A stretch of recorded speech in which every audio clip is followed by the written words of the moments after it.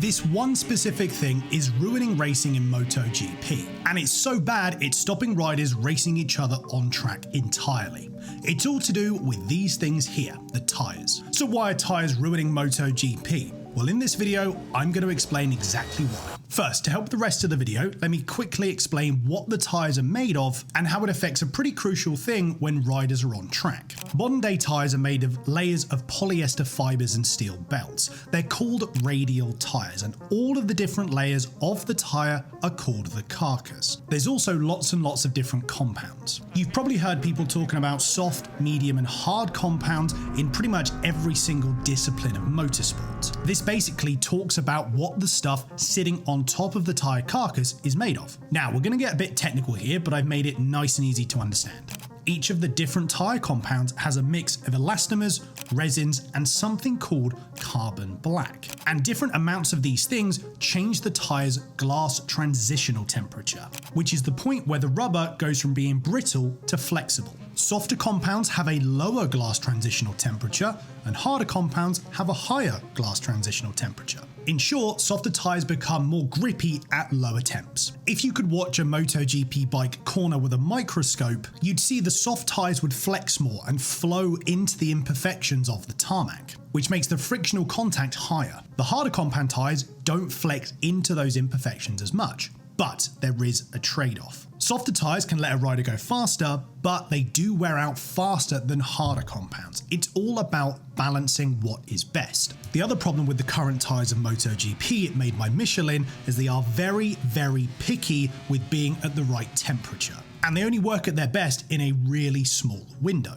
I'll explain more about that later in the video, but it's really important. It's also worth mentioning tyre technology is constantly evolving. It's seriously clever stuff, and what's possible now just wasn't possible 20 years ago. Take the early 2000s when they moved from 2- to 4-stroke machines. Back then, Michelin, Bridgestone and Dunlop all competed to make the best tyre. Because the new 4-stroke bikes were easier to ride, riders started leaning the bikes more because they didn't high-side as violently. They were also a little heavier, so the tyre manufacturers had to make the carcass of the tyres stiffer to deal with more lean angle and the heavier bikes. Bridgestone became the sole supplier in 2009, and this went all the way through till 2015, with the tyres getting better and better each year. It wasn't all smooth sailing though.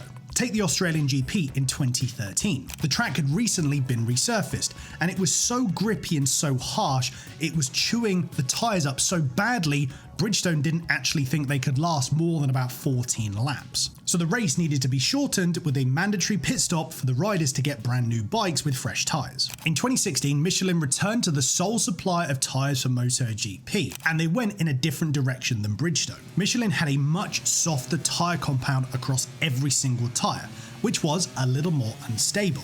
And in 2016, there was yet another tyre issue. The Michelin tyres started to delaminate at Argentina. So, like they did in 2013, they shortened the race and made mandatory pit stops for the riders. For 2017, they brought in some slightly harder compounds based on riders' feedback, and nothing really changed much for a few years.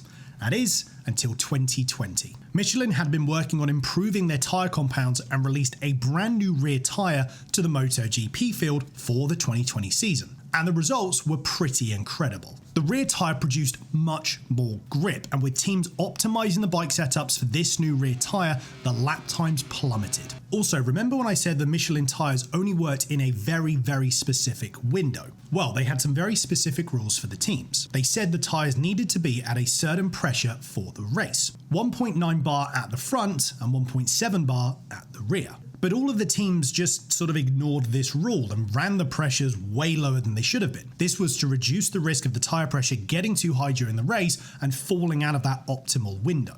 As a technicians, we love to run with a very low pressure.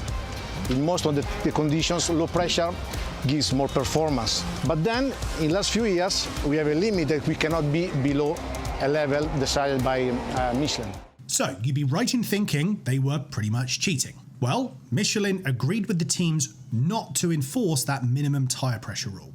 Weird, I know. So over time, teams kept running the tyre pressures lower and lower to help with performance. And apparently, Michelin found some evidence of the tyres being pretty badly damaged from the pressures being too low.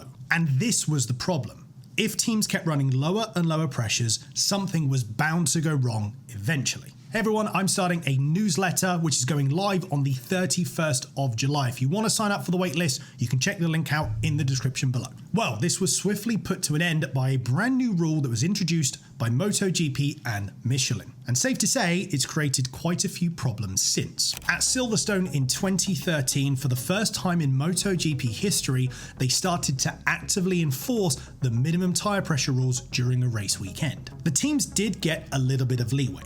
The rule is the tyre must meet that minimum pressure, an average of all the readings in a lap, for 60% of the laps of the race. The only problem was, before this new rule came in, every single team had their own way to monitor their tyre pressures. So in theory, the teams could just tweak the value ever so slightly to show that they weren't actually below the minimum. So to solve this, MotoGP brought in a spec tyre pressure monitoring system that they gave to every single team. Also, I said earlier that Michelin found evidence of the tyres being pretty badly damaged. Well, underinflated tyres flex more than intended.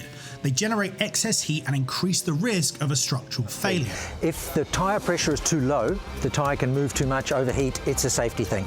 So it has to be at a minimum pressure to avoid any safety problems. Now, to make sure teams didn't continue to ignore this rule, they did put in some pretty harsh penalties. They introduced a step-up penalty system for 2023, which looks something like this. The first offence was just a warning. The second offence was a 3-second penalty, the third offence was a 6-second penalty, and the fourth offence was a 12-second penalty. That was just for 2023. In 2024, they bumped it up. So if anyone was caught riding under the tyre pressure limit, they would be given a 16-second penalty straight away. And this led to the whole problem of the racing itself. Let me explain. It wasn't long before the first round of penalties came along in 2023. Fabio Di Giannantonio lost a podium at Valencia because his front pressure was too low. Jorge Martin got a warning at the Thai GP, but if he did get a penalty, he would have dropped to P13. And the further the 2023 season went on, the penalties became more common and delayed race results started to become the norm. Unsurprisingly, this annoyed quite a lot of riders. So, with all of this in mind, you're probably asking yourself, how on earth do riders and teams know what the tyre pressure is going to be before the race starts? And how do they guarantee they're going to keep them above that minimum pressure? Well, to be honest, they can't. They're trying to see into the future and make an educated guess. Now, they've got a lot of data they can use, but it's still a guess all the same. Ducati have a very good work system, and we have meetings and before the race for try to understand which problems we can have during the race. So let me give you a quick scenario of what the teams and riders have to go through before a race. After qualifying, a rider starts, say, P5.